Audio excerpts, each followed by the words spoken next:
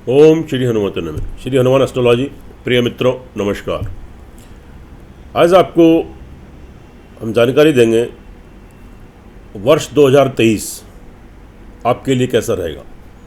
सर्वप्रथम हम आपको नव वर्ष 2023 की शुभकामनाएं देते हैं और हनुमान जी से प्रे करूंगा आपके अच्छे स्वास्थ्य के लिए, आपकी तरक्की उन्नति के लिए, आपके घर परिवार के लिए। आप तरक्की उन्नति करें, सुखी रहें, स्वस्थ रहें, हंसते रहें, मुस्कुराते रहें। देखिए, इस वर्ष भी शनि, देवगुरु बृहस्पति, राहु केतु का जो परिवर्तन होगा। सर्वप्रथम बात कर लेते हैं कि यहाँ पे अभी 17 जनवरी को शनि राशि परिवर्तन करेंगे और जब शनि राशि परिवर्तन करेंगे, अभी वक्री रेट्रोग्रेड चल रहे हैं मकर राशि में स्वग्रही, लेकिन अपनी मूल त्रिकोण राशि में 17 जनवरी कुंभ राशि में प्रवेश करेंगे।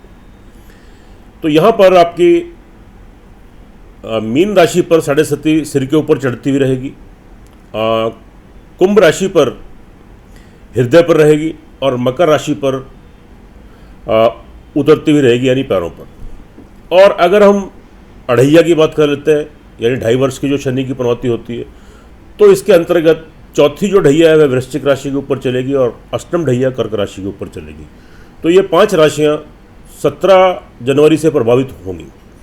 उसके बाद 16 मई से देवगुरु बृहस्पति भी राशि परिवर्तन करेंगे और यह जो परिवर्तन है देवगुरु बृहस्पति का, इस परिवर्तन के साथ साथ जब 30 अक्टूबर को राहु भी मेष राशि में प्रवेश करेंगे और देवगुरु बृहस्पति भी मेष राशि में आ जाएंगे 16 मई से, तो 16 मई से लेकर 30 अक्टूबर तक वहां पर गुरु चंडाल दोष का भी निर्माण होगा।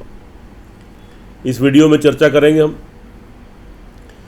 मेष राशि वाले जातकों के ऊपर सन 2022 यानी साल 2022 कैसा रहेगा, क्या ग्रहों के शुभाशुभ प्रभाव घटित होंगे। मित्रों, यह फलादे चंद्र राशि पर आधारित है। अगर आपको चंद्र राशि नहीं मालूम है तो अपने प्रचलित नाम से देख लीजिए और चैनल पर नए हैं तो आपसे विनती है इसको सब्सक्राइब करें, बेल आइकन बटन दबाएं। वीडियो अच्छी लगे कमेंट बॉक्स में जाएं, लिखें जय श्री राम, जय श्री हनुमान। सबसे पहले हम बात करते हैं मेष राशि वाले जातक स्वास्थ्य की दृष्टि से। यहाँ पर हम आपको संपूर्ण जानकारी देंगे, आपका स्वास्थ्य, आपका फैमिली फाइनेंस, आपका भूमि मकान वाहन प्रॉपर्टी, आपकी मैरिड लाइफ, आपके प्रेम संबंध, आपका कार्य व्यवसाय बिजनेस पार्टनरशिप, संतान, तरक्की उन्नति, शत्रु, आपकी देश विदेश की यात्राएं, लंबी दूरी की यात्राएं, तरक्की उन्नति, करियर और लाभ की दृष्टि से कैसा रहेगा, इसकी जानकारी देने की कोशिश करेंगे। वीडियो पर अंत तक बने रहें, अंत में कुछ महत्वपूर्ण उपाय बताएंगे। अगर आप प्रतिदिन संपूर्ण वर्ष यह उपाय आप थोड़ा निष्ठापूर्वक श्रद्धापूर्वक कंटिन्यूटी में कर लेते हैं तो निश्चित रूप से आप ग्रहों के दुष्प्रभाव से बचेंगे और तरक्की उन्नति के अवसर आपको जरूर प्राप्त होंगे। तो बात कर लेते हैं पहले मेष राशि वाले जातकों के लिए। यहाँ पर देखिएगा, अभी यहाँ के लॉर्ड जो आपके मार्स है यानी मंगल, वह अभी थोड़ा सा अभी आपके लिए फेवरेबल नहीं रहेंगे। यानी शुरू में थोड़ी सी परेशानी, थोड़ी कठिनाइयाँ थोड़ी आपके साथ उत्पन्न होंगी, क्योंकि आपकी राशि के ऊपर राहु भी संचार कर रहे हैं, यानी मानसिक चिंता, मानसिक टेंशन, मेंटल स्टेबिलिटी में कमी, इरिटेशन, फ्रस्ट्रेशन, टेम्पर शॉर्ट, स्वभाव में चिड़चिड़ापन, अचानक आपकी छोटी मोटी यात्राएं, लंबी यात्राएं, यात्राओं के थ्रू आपको नुकसान, कार्य करने की शैली, व्हील पावर, बॉडी लैंग्वेज में थोड़ा कमी आना, इच्छा शक्ति थोड़ी वीक पड़ जाना आपकी, असमंजस, कन्फ्यूजन की स्थिति, थोड़ी इनसिक्योरिटी, ये सारी चीज़ें यहाँ पर रहेंगी और थोड़े हेल्थ इश्यूज़ भी थोड़े यहाँ पर क्रिएट हो सकते हैं, तो थोड़े आपको ध्यान देने की ज़रूरत है। लेकिन 16 मई को जब देवगुरु बृहस्पति आपकी राशि के ऊपर आ जाएंगे तो निश्चित रूप से यहाँ पर आपको शुभ फलों की प्राप्ति होगी।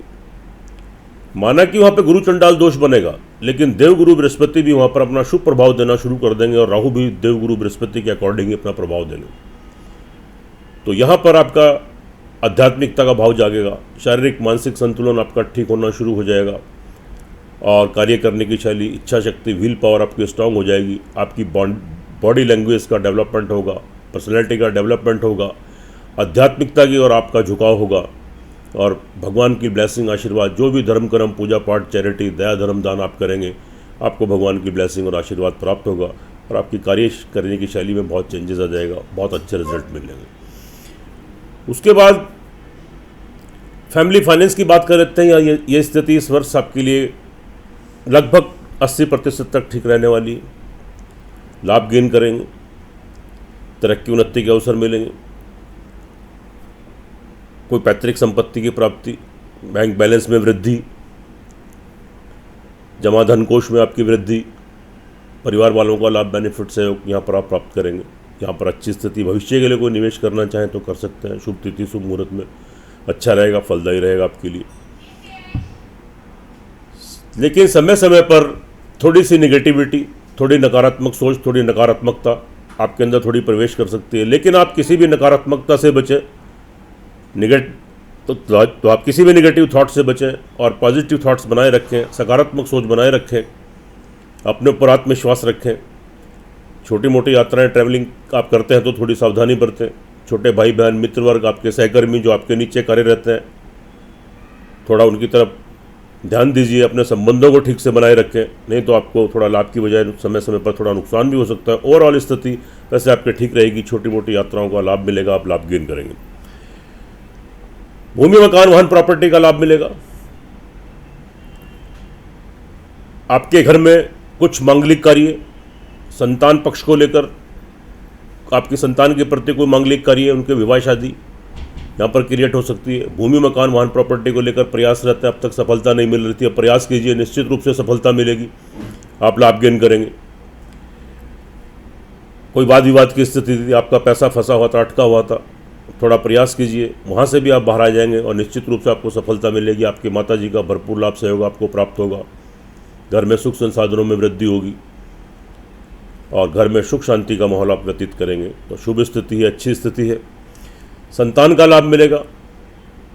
देवगुरु बृहस्पति की 16 मई से पंचम भाव पर जो दृष्टि पड़ेगी, बहुत अति शुभदायक रहेगी। आपकी संतान की अगर विवाह शादी में कोई विलंब आ रहा है, आप उनकी विवाह शादी को लेकर प्रयासरत हैं, तो निश्चित रूप से उनके विवाह शादी के विवाह संबंध सूत्र में बंधेंगे। आपकी संतान तरक्की उन्नति करेगी, उनसे कोई खुशखबरी, गुड न्यूज़ आपको मिलेगी। संतान से आपका तालमेल, कोऑर्डिनेशन बहुत अच्छा बना रहेगा। संतान का सहयोग आपको प्राप्त होगा। विद्यार्थी वर्ग के लिए बहुत अच्छी स्थिति है, एकाग्र होकर पढ़ाई कर पाएंगे। प्रयास रहते हैं कोई डिग्री, मास्टर डिग्री लेने के लिए, तो आप प्रयास कीजिए, निश्चित रूप से आपको सफलता मिलेगी। खास तौर से 16 मई के बाद स्थिति बहुत आपके अनुकूल और पक्ष में आपके आने वाली है। शत्रुओं का आपका दमन होगा। 30 अक्टूबर को वहाँ पर केतु भी वहाँ पर विराजमान हो जाएंगे, संचार करेंगे। शत्रुओं का आपका दमन होगा, उनके बीच में आपका वर्चस्व बढ़ेगा, शत्रुओं से मुक्ति मिलेगी। कोई शत्रु आपको परेशान कर रहा है, उससे राहत मिलेगी। कोई कर्जे की बीमारी की स्थिति से जूझ रहे हैं, वहाँ से राहत मिलेगी, रिलैक्स मिलेगा, तरक्की उन्नति के अवसर मिलेंगे, नई नौकरी लगने के योग बनेंगे। तो थोड़ा प्रयत्न आपको अधिक करने पड़ेंगे, लेकिन सफलता निश्चित रूप से आपको जरूर मिलने वाली है। दाम्पत्य जीवन की बात करते हैं तो यहाँ पर जो स्थिति आपकी बन रही है, शुभ स्थिति है। दाम्पत्य जीवन भी आपका ठीक रहने वाला है। लेकिन थोड़ा सा वहाँ पर अभी केतु संचार कर रहे हैं और राहु की दृष्टि पड़ रही है, संयुक्त दृष्टि। लेकिन जब 16 मई को देवगुरु बृहस्पति आएंगे तो उनकी सप्तम भाव पर दृष्टि जब पड़ेगी तो स्थिति में सुधार होगा। दाम्पत्य जीवन में आपका सुधार होगा। पति पत्नी है, कोई मतभेद, डिफरेंसेस चल रहे थे, दूर होंगे। कोई वाद विवाद की स्थिति थी, उससे बाहर आएंगे। एक दूसरे की हेल्थ को लेकर चिंतित थे, वहाँ से भी आपको रिलैक्स, राहत मिलेगी। नए प्रेम संबंध बनेंगे। प्रेम संबंध पहले से चल रहे हैं, विवाह शादी में तब्दील हो सकते हैं। आपके विवाह शादी के संबंध बन सकते हैं। कोई व्यवधान, कोई दिक्कतें आ रही थी, दूर होंगी, रुकावटें दूर होंगी। बिजनेसमैन है, व्यवसायी है, पार्टनरशिप में कार्य करना चाहते हैं, कीजिए। 16 मई के बाद स्थिति आपके पक्ष में बनेगी, फेवर में रहेगी और आप उसमें सक्सेस गेन करेंगे। लेकिन कोई जल्दबाजी में कोई निर्णय आप मत लें। थोड़ा सा हेल्थ के प्रति थोड़े सजग रहें। चोट, फिट, एक्सीडेंट, अग्नि भय, अग्नि से संबंधित या त्वचपित्त से संबंधित कोई रोग या पेट से संबंधित कोई प्रॉब्लम्स या गुप्त रोग, अंडर पार्ट्स की तकलीफ यहाँ पर आपको क्रिएट हो सकती है। थोड़ा सावधानी बरतें, ध्यान देने की आपको आवश्यकता है। तरक्की उन्नति के अवसर मिलेंगे और ख़ास तौर से 16 मई के बाद तो बहुत शुभ स्थिति है। 16 मई तक तो थोड़ी रुकावटें आपको देखने को मिल रही हैं, थोड़ी परेशानी आपके साथ आ रही है, क्योंकि वहाँ के लॉर्ड देवगुरु बृहस्पति अभी 12वें घर में संचार कर रहे हैं। लेकिन 16 मई को जब ट्रांजिट करेंगे, जब केंद्र में आ जाएंगे और ये मूल त्रिकोण यानी भाग्येश होकर जब लगन में आएंगे अपनी मित्र मेष राशि में, तो निश्चित रूप से आपको बहुत शुभ फलों की प्राप्ति होगी। यानी 16 मई के बाद आपको तरक्की उन्नति के अवसर मिलेंगे। आपके पिता का भरपूर लाभ सहयोग मिलेगा। विदेशों की यात्राएं संपन्न होंगी, लंबी दूरी की यात्राएं संपन्न होंगी, धार्मिक स्थान की यात्राओं का लाभ मिलेगा, आध्यात्मिकता का भाव आपका जागेगा, भगवान की ब्लेसिंग आशीर्वाद आपको प्राप्त होगा। लेकिन यह जो तरक्की उन्नति के अवसर आपको मिलेंगे, इसमें आप थोड़े अवसरवादी बनिए, थोड़े से प्रयास, थोड़ा सा मेहनत, थोड़ा सा एफर्ट्स करें, निश्चित रूप से आपको सफलता मिलेगी और आप ऊंचाइयों के शिखर पर पहुंचेंगे। करियर की दृष्टि से बात कर लेते हैं। बहुत शुभ स्थिति है, बहुत अच्छी स्थिति है, चूँकि यहाँ के लॉर्ड जो आपके शनिदेव हैं वह आपके 17 जनवरी को ट्रांजिट करने जा रहे हैं। अभी भी आपकी कुंडली में शश नामक योग बना हुआ है। करियर व्यवसाय की दृष्टि से ठीक है, जो जहाँ तक नौकरी करते हैं, बिजनेस करते हैं, व्यवसायी हैं। इसके बाद भी यह जो कुंभ राशि में जो प्रवेश करेंगे, यानी आपकी राशि से लाभ स्थान में आएंगे, तो बहुत शुभ स्थिति बनेगी।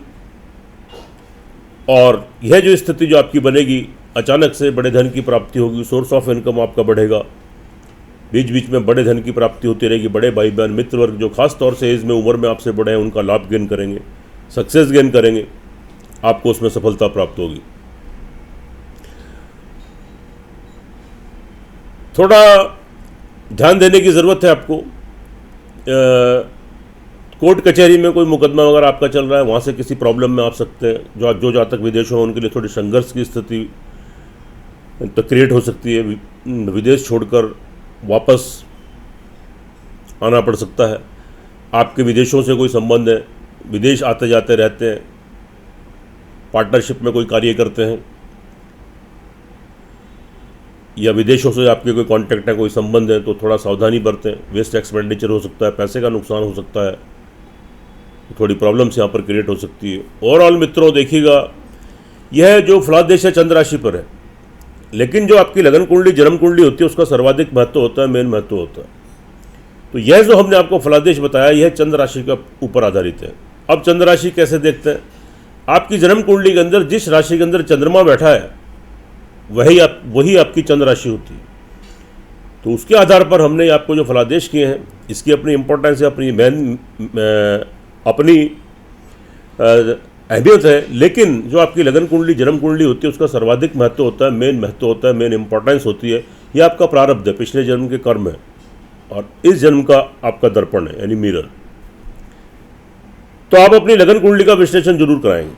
जब आप अपनी जन्म कुंडली का विश्लेषण कराएंगे और दोनों चीज़ें टैली होंगी, चंद्र राशि के ग्रह गोचर भी और आपकी जन्म कुंडली के ग्रह भी, तो 100% परिणाम आपको देखने को मिलेंगे। उससे आप लाभान्वित होंगे, आपका मार्गदर्शन होगा, और छोटे छोटे उपाय करने से आप ग्रहों को दुष्प्रभाव से बचेंगे और निश्चित रूप से आप सक्सेस गेन करेंगे। अब उपाय की बात कर लेते हैं। तो मेष राशि वाले जातकों के लिए इस वर्ष के जो उपाय बनते हैं, वह क्या उपाय बनते हैं? आप ओम गंग गणपति नमः 108 टाइम्स और श्रद्धापूर्वक एक हनुमान चालीसा का पाठ कीजिए, हनुमान जी की आरती कीजिए। मंगलवार को लाल बूंदी का प्रसाद हनुमान जी को चढ़ाते रहिए। उसके बाद आप क्या करें, 7 तरह का अनाज मिक्स करके, जिसको सतनाजा बोलते हैं, सब धान्य बोलते हैं, घर में रख लें। एक मुट्ठी रोज निकाल लें, घर के ऊपर, अपने सिर के ऊपर 7 बार घुमाएं और उसको पक्षियों को खिलाएं। काली चींटियों को पिसी हुई शक्कर प्रतिदिन खिलाएं। और साथ में आपने एक उपाय और करना है, या तो आप अपने गले में सफ़ेद चंदन की माला धारण करें, या सफ़ेद चंदन की जो लकड़ी होती है उसका टुकड़ा ले लें और नीले धागे में अपने गले के अंदर आप उसको धारण करें। तो निश्चित रूप से यह जो राहु आपके साथ थोड़ी उठापटक करा रहा है, जो कि 30 अक्टूबर तक चलने वाली है, तो उससे आपको राहत मिलेगी, आपको रिलैक्स मिलेगा, आपको शांति मिलेगी, मेंटल स्टेबिलिटी मिलेगी।